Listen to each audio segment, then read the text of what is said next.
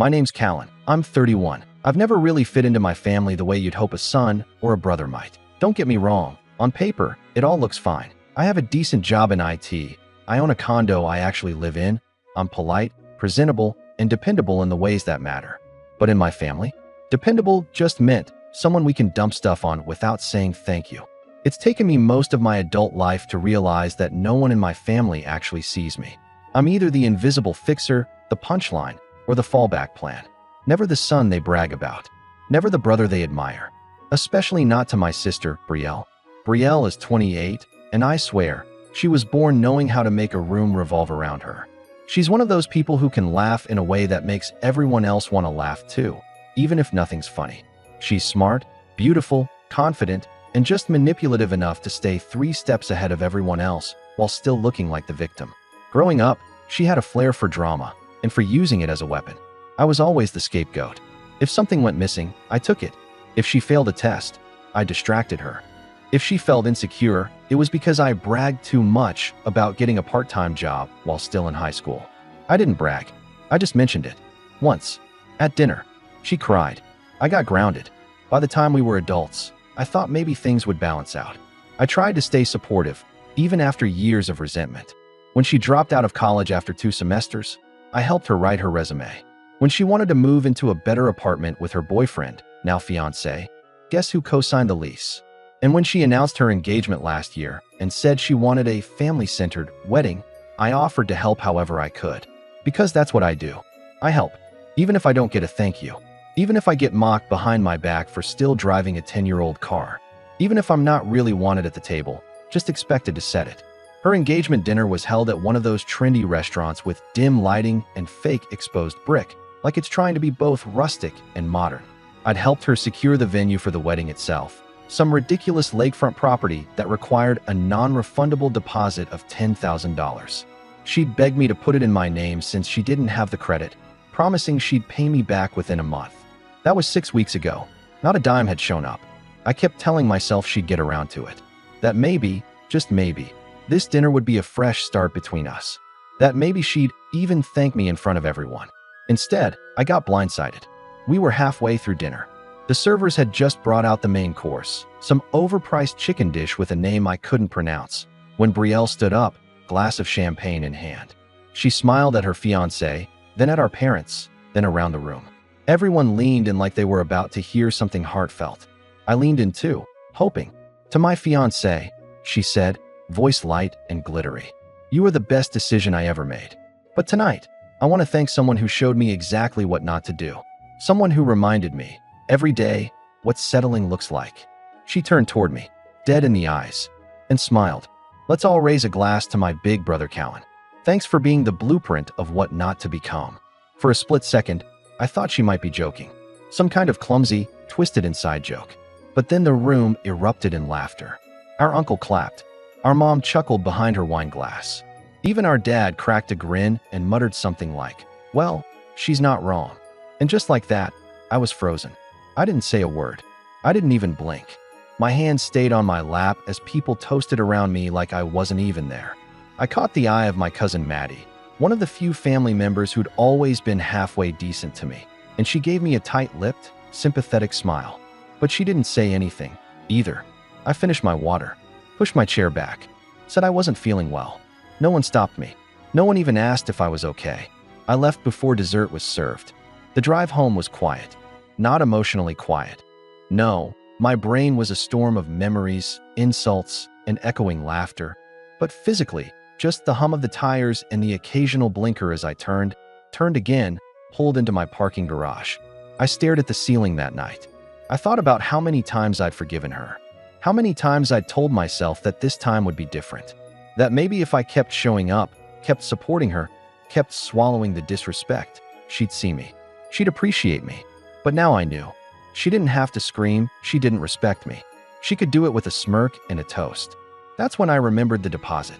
The $10,000 venue deposit. Still in my name.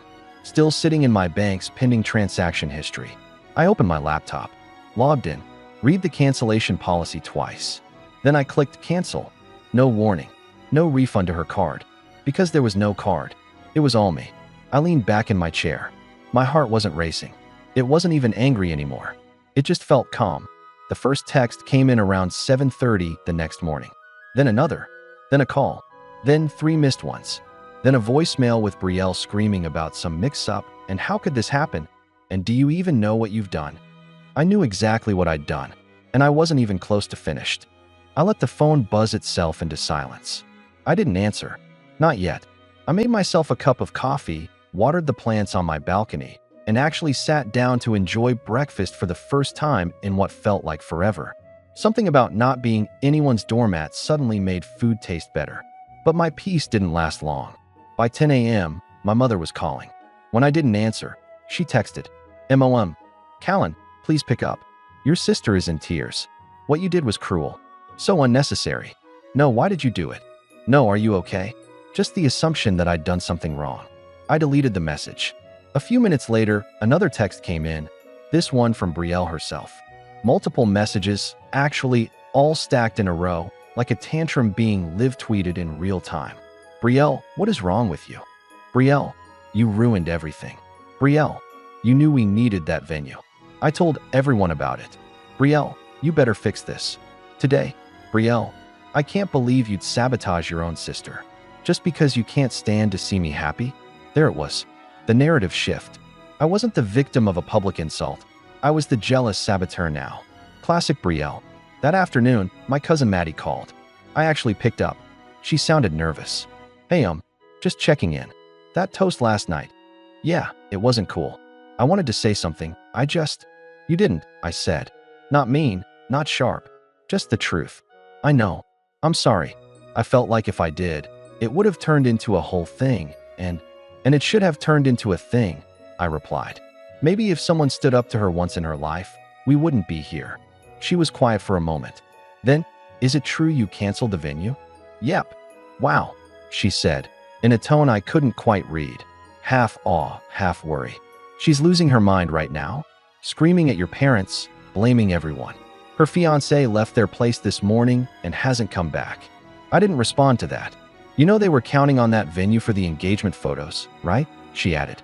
"They booked a whole photo shoot around it this weekend." "Then I hope they brought a tripod," I said, sipping my coffee. There was another long pause. Then Maddie lowered her voice and said, "I know I didn't say anything last night, but I see you, Callan. I really do." I didn't say anything for a moment. Then, "Thanks." When I hung up, the silence that followed wasn't empty. It was full of all the things I'd held in for years. I remembered the time Brielle got caught sneaking out in high school and blamed it on me, giving her the idea. I remembered the family vacation where she lost her phone in the ocean and my parents made me pay to replace it. I remembered how, when I got my first apartment, she said it smelled like failure, then brought her friends over without asking and trashed the place. And still, I kept giving. But not anymore. The next escalation came that evening. This time it was Dad. He rarely got involved unless money was on the line. So I knew what his call was about before I even picked up. "Callan," he said, tone already defensive. "This thing with the venue, what's going on?" Asked Brielle. "She says you just canceled it out of spite." "Did she tell you what she said about me?" "At her toast." He hesitated. Then, of course, she was joking. "You're too sensitive." There it was. The family refrain. The gaslight gospel. "You think it's a joke to tell a room full of people that your brother is a cautionary tale?" I asked, my voice as calm as a lake before a storm. She didn't mean it that way. But she did mean for me to put $10,000 on the line without a contract. And she did mean to use me as a punchline. "So no, Dad, I don't think I'm going to fix it." "She's your sister," he said, like that word meant more than it did. "She's a grown woman," I replied, "and I'm not her safety net anymore." He sighed heavily, like I was the one exhausting him. "You'll regret this, Callan. Families stick together." "Funny," I said. "Mine never did." I hung up.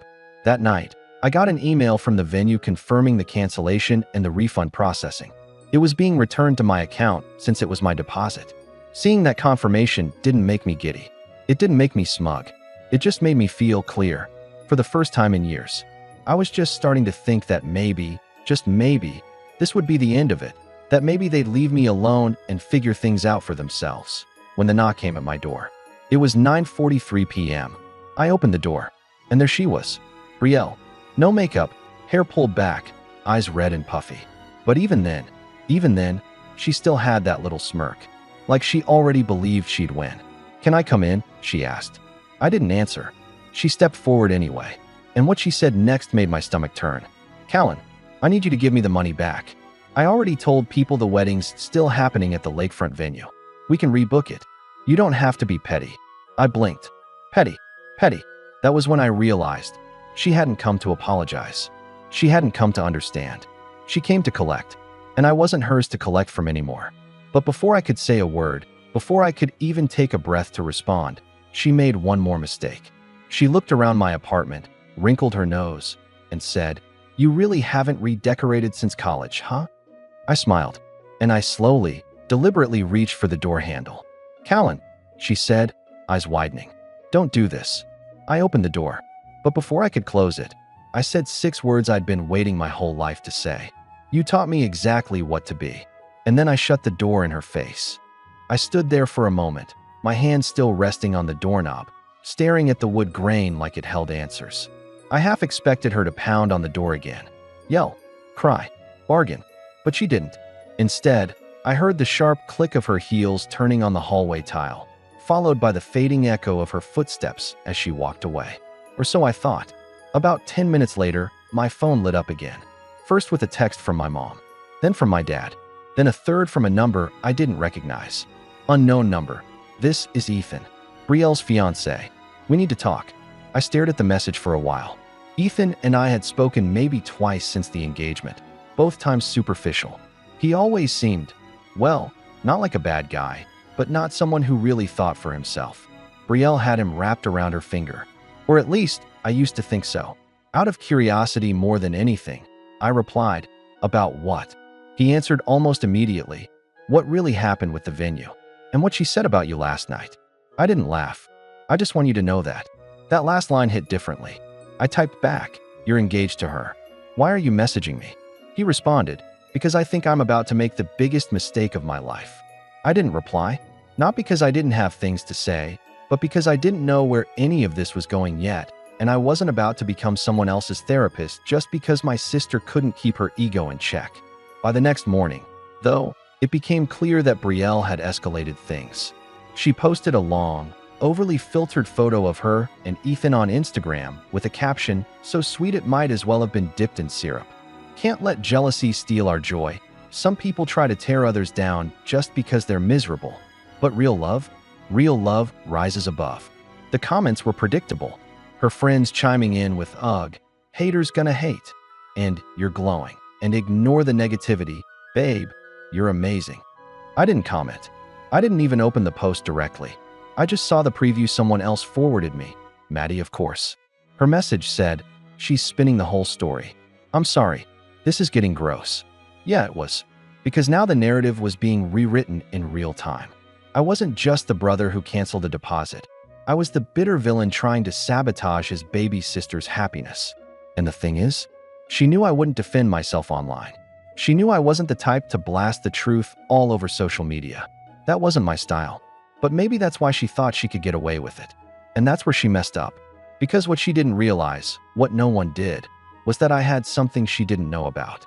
Something I'd held on to out of sheer habit, not even thinking I'd ever need it. When I helped her secure the venue, she was too lazy to fill out the vendor paperwork, so I did it. And when they asked for the primary contact for the event, I put myself. Because I was the one who paid, the one responsible for correspondence, the one who'd had every email, every document, every signed agreement sent directly to my inbox, including the PDF of the contract and the signed acknowledgement from Brielle. It wasn't legally binding, it wasn't a loan or anything, but it was a document where she agreed she would be responsible for reimbursement of all fees related to the booking. And the kicker? There was a clause in the contract that explicitly stated that any willful misrepresentation of the event by the client that leads to public disparagement or reputational harm to the venue or its representatives could result in not just cancellation, but a blacklist from all affiliated event spaces under that management company. Translation?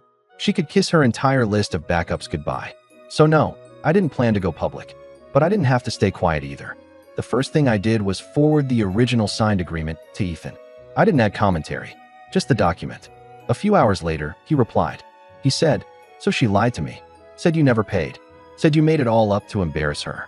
I'm starting to realize I don't actually know who I'm marrying. I just responded, then it's time you decide who you are without her. The second thing I did was more subtle. I made a quiet phone call to the venue coordinator, a woman named Jill who had been wonderfully polite during our brief communication. I explained that I'd canceled the booking, yes, but that I had a concern about my sister possibly attempting to rebook under a different name, using one of her friends or relatives as the applicant. Jill sighed and said, "That wouldn't be the first time someone's tried that. But thank you for the heads up. We'll flag the name and the event type. We've got eyes." And finally, the third thing, I waited.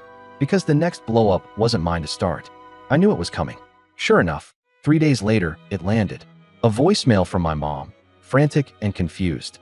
"Callan, what did you do? Brielle is losing it. She says the venue blacklisted her. She can't get anyone to book her now. What happened? You need to call me. This has gone too far." I didn't call, because no one had called when it was me they humiliated. No one had stood up when I was the punchline. No one had cared when I was sitting there at the table, watching everyone laugh at me like I was a prop in my sister's comedy routine. So no, I wasn't interested in damage control. And I definitely wasn't finished. Because there was still one last card to play. The one thing Brielle never saw coming. The thing that would force everyone, not just her, to look at me differently. And it was already in motion. They just didn't know it yet. I waited. Not out of spite, but out of strategy. See, there's a difference between revenge and pettiness. Pettiness is impulsive. It reacts. But revenge? Real revenge is quiet, patient. It waits for the perfect moment to land. Not when they're expecting it, but when they need you the most. That's when it hits the hardest. And Brielle? She was about to learn that lesson in full surround sound. I didn't respond to any of their calls. Not mom, not dad, and definitely not Brielle, who by this point was leaving voice messages that swung between pitiful and venomous, depending on how desperate she felt. 1 minute it was, "Callan, I'm sorry, okay? I didn't mean it like that. Let's just move on." Then the next, "You always hated me. Admit it. You were just waiting for an excuse to destroy my life." I ignored them all, because I was waiting for one specific call, and it came exactly 1 week later. Ethan. His voice was different this time, more grounded, less apologetic. He didn't start with a greeting. "Callan, I just got off the phone with the venue manager. Brielle tried to book under my name behind my back. They flagged it immediately." I stayed silent. She told me it was a misunderstanding, that you manipulated everything. I wanted to believe her, man, I really did. But then I started looking into the finances. The deposit? You paid it. The dress? She told me it was on clearance. Turns out it's a custom design she charged to my card while I was out of town. And don't even get me started on the flower budget. I didn't say much. Just let him get it out. Then he dropped the final bomb. "I'm calling off the engagement." There was a pause. I could hear him breathing on the other end. "You were right," he said. I didn't know who I was with. I thanked him for telling me, told him I wished him luck. And then I hung up. I didn't celebrate. There was no rush of victory, no montage of me dancing in my living room like a movie villain. It just felt justified, like the universe had finally corrected its course. But the real finale? That came 3 days later. My family decided to host a last-minute recovery brunch at my parents' house. Kind of a PR move, if you can believe it. The goal was to support Brielle and focus on family healing. The invite was group texted to all the usual suspects, cousins, aunts, family friends, and me. I wasn't planning to go, but then Maddie texted me a screenshot of the new flyer they were handing out at church. "Come celebrate Brielle's strength and grace through adversity as we enjoy brunch, community, and hope for a new chapter." The kicker? It had a photo of her smiling through tears. The victim look. That's when I decided. I showed up. I wore my cleanest pressed shirt, polished shoes, and brought a neutral expression with me. Not angry, not smug, just unreadable. They were already halfway through eating when I arrived. The usual suspects sat around a large table decorated with gold napkin rings and fake flowers from the dollar store. I walked in and instantly felt the room shift. Brielle's smile faltered. Mom looked up from her mimosa like I'd interrupted a eulogy. Dad raised an eyebrow. I nodded. "Don't stop on my account." No one said anything. Not even Brielle. She just stared at me like I'd shown up holding a Molotov cocktail. I took a seat across from her and waited. 5 minutes went by, then 10. Small talk buzzed around me like flies, strained, awkward, overcompensating. Finally, Dad cleared his throat.